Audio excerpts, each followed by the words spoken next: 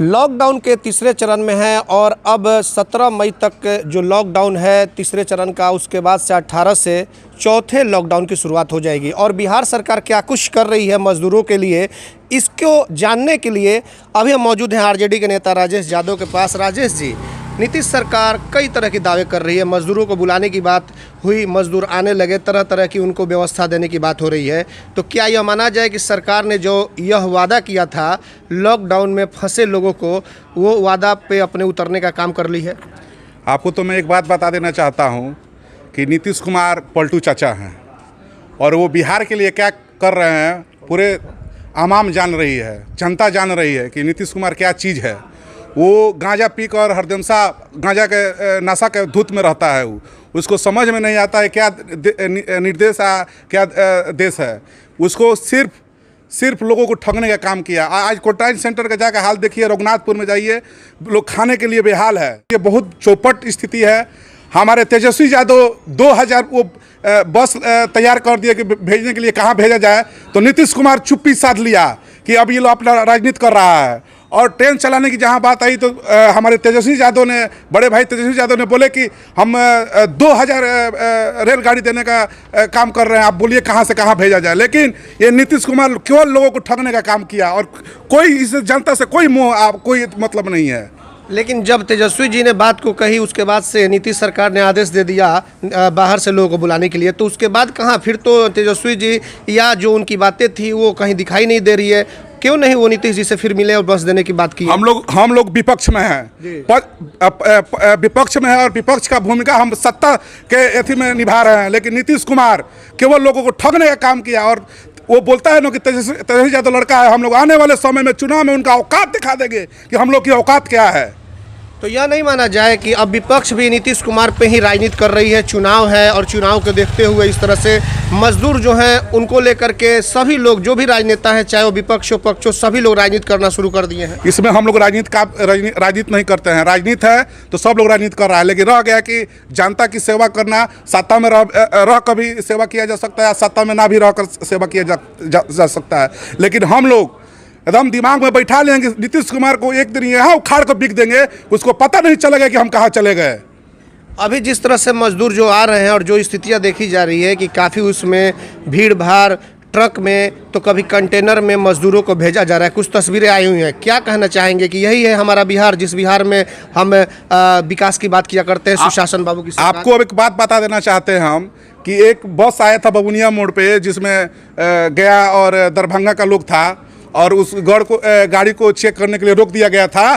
तब उसमें मेरे मजदूर भाई सब बोले, एक ही बोले कि तेजस्वी यादव जिंदाबाद और नीतीश कुमार मुर्दाबाद। क्यों बोले? कि उनका हाल है, उनका रवैया लोग जानता है कि नीतीश कुमार की औकात क्या है। अगर नीतीश कुमार हमारे सामने आ जाए और वो वार्ता कर ले तो मैं उनका खटिया खड़ा करने के लिए तैयार हूँ।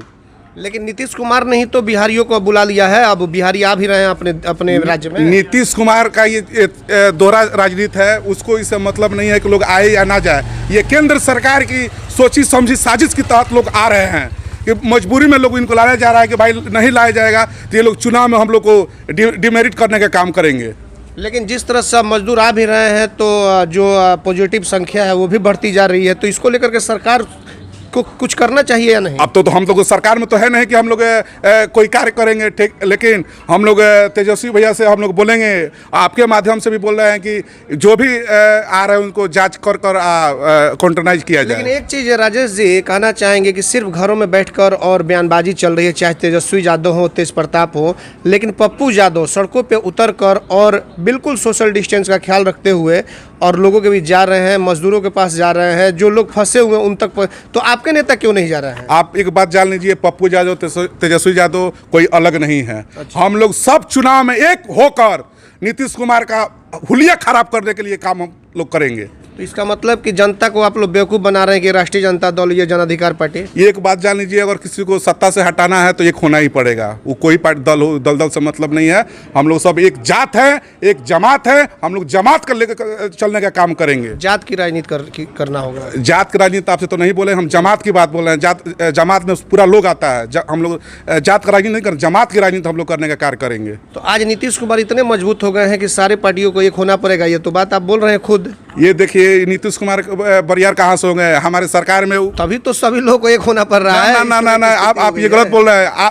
वो मेरे तेजस्वी भैया के रीजन में वो मुख्यमंत्री बनने का पलटू राम काम किया, लेकिन हमारे साथ सरकार बनाने का काम किया, फिर पलटी मार कर चला गया बीजेपी में। और उसका औकात है तो वो अपने दम पर बहुमत लाकर मुख्यमंत्री बन जाए, उसके बाद उसको मर्द कहेंगे। कल तो ये भी हो सकता है कहीं फिर वो आपके साथ आ जाए तो फिर सब कुछ ठीक ठाक हो जाएगा। आप लोग भी गंगा में नहा लीजिएगा, बोलिएगा बिल्कुल हम भी साफ हो। ऐसा कुछ होने नहीं जा रहा है। हम लोग खुद अपने दम पर चुनाव लड़ने जा रहे हैं और जहां से भी होगा हम लोग चुनाव जीत को भूल बहुमत से सरकार बनाने जा रहे हैं। तो इस बार नीतीश सरकार को आप लोग जवाब देने के लिए सफाया हो जाएगा, एकदम इनका सफाया हो जाएगा, पूरे बिहार से इनका सफाया हो जाएगा। इनका नाम नहीं रहेगा कि जदयू के मुख्यमंत्री या पार्टी के अध्यक्ष रहा करते थे।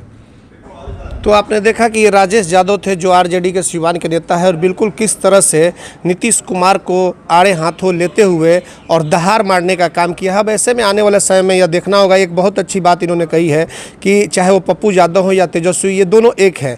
लोगों को समझने की ज़रूरत है कि एक ही सिक्के के दो पहलू हैं और फिर कैसे राजनीति जब होती है और जब उस समय का जब मौका होता है तो कैसे लोग एक हो जाते हैं स्वयं यहाँ पे, जैसे कि राजेश यादव का कहना है।